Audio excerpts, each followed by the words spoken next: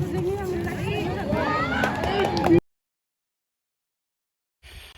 लोगोफोर खुलुमबाय नमस्ते welcome back to my channel and welcome back to another blog ओमफ्राय नै आं एसे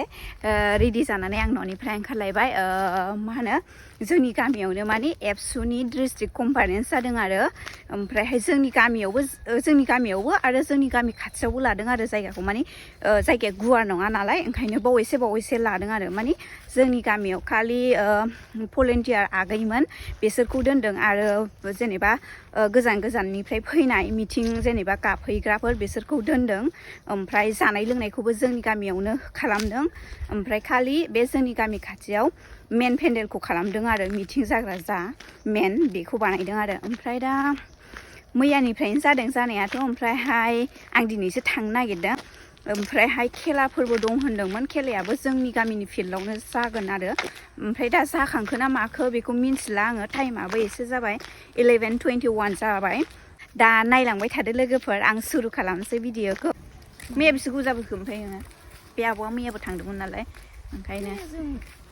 मिटिं 4:00 जानो गदोंमोनब्रा ओमफ्राय बिनिफ्राय फैनानै थांफिनासै सौफैबाय नै जोंनि गामिनि फिल्डआव मा खेला जादों फै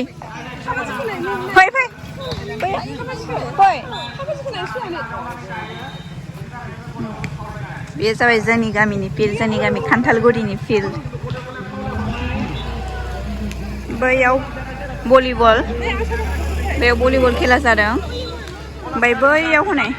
काबादि खेला जागासिनो हिन्जावफोरनि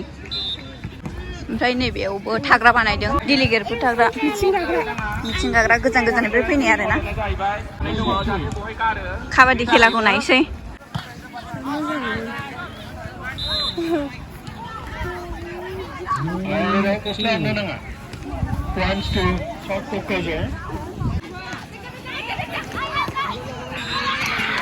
Alright, beating out.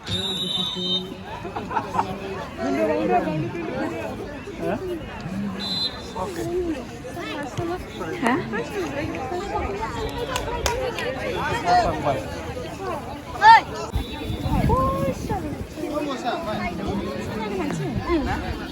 ओमफ्राय बेलाय जाग्रा ओंखाम जाग्रा बेयाव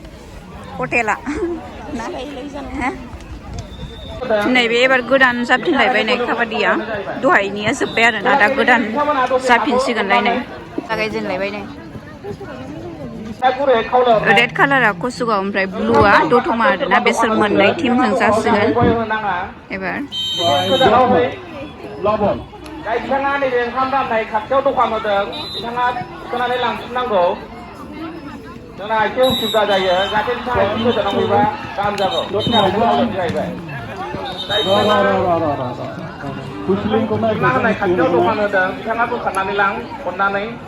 बहाय दाहै जाहाथे एसे गोजानावहाय दखानखौ माने आनडिसिप्लिन बादि जायो जोंहा ओंखाम जाहोनायाव बिनि थाखायनो बिथांखौ खावलायनाय जाहैबाय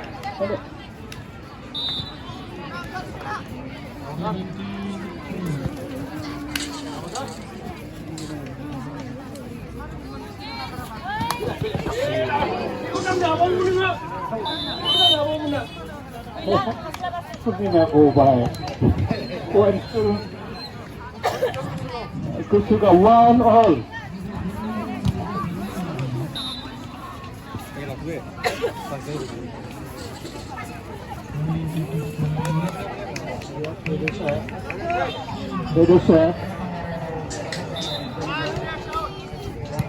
Point to Dotma. 2-1.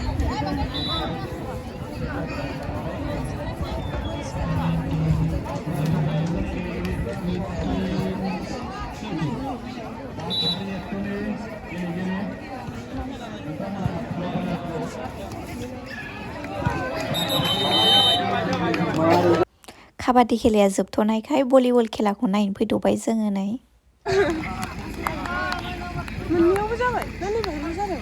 हा नैबावल' जादों ना बेयावल' जादों आंथ' मिन्थियाबो भलिबल खेलाया मारै ओरैबायदि बुखोदावलायनाय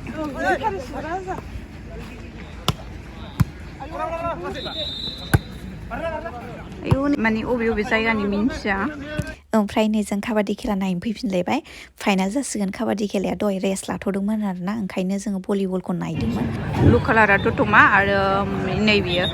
येल्ल'आ नर्थ क'क्राझार ओमफ्राय लोगोफोर काबादि खेलाखौ सोर सोर मोजां मोनो एकदम कमेन्टआव हरनानै खोन्थाहरबानो जाबाय ओमफ्राय बेजों लोगोसे लाइक साबस्क्राइब आरो शेयार खालामनो दाबाव लोगोफोर एकदम खालामजोबनानै आरो बे फाइनाल मेचआव गेलेनो हादों दिनै नर्थ क'क्राझार ओनसोलनिफ्राय मिस कलिना बसुमतारी जियारानि बसुमतारी जार्सि नम्बर 10 प्रियंका बसुमतारी जार्सि नम्बर 9 लक्ष्मी बसुमतारी जार्सि नम्बर 15 पंजामुखी जार्सि नम्बर 4 मनीला बसुमतारी जार्सि नम्बर 3 बन्दना बसुमतारी जार्सि नम्बर 5 ओमफ्राय लोगोफोर आङो गेम जोबजासिम भिडिअखौनो आं लानो हायासै खालामनो हायासै माने आंना मबाइलनि बेटारिया ल' जाबायमोन ओंखायनो आं गेम जोबजासिम भिडिअ खालामनो हायासै आरोना ओमफ्राय उइनारा नर्थ क'क्राझारानो जादों बे टिमा ओमफ्रायहाय सोर सोर नर्थ क'क्राझारनि आरो सोर सोर नर्थ क'क्राझाराव सापर्टमोन बिसोरो आंनो कमेन्ट होनानै खोन्थाहरबानो जाबाय लोगोफोर ओमफ्राय दिनैनि भिडिअआ बावनो जोब्बाय मोजां मोनदोंबा लाइक खालामदो आरो चेनेलाव गोदान सफैदोंबा साबस्क्राइब खालामना होदो नेक्स्ट भिडिअ आरो लोगो मोनबावसिगोन बाय बाय